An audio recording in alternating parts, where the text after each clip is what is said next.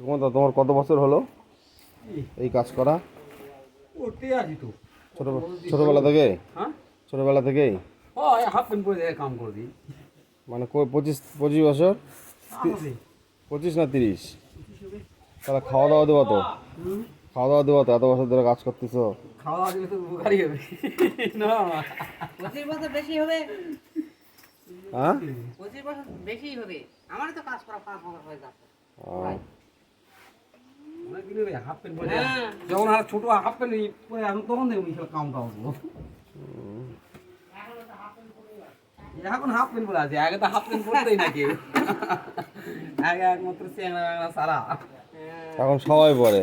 হ্যাঁ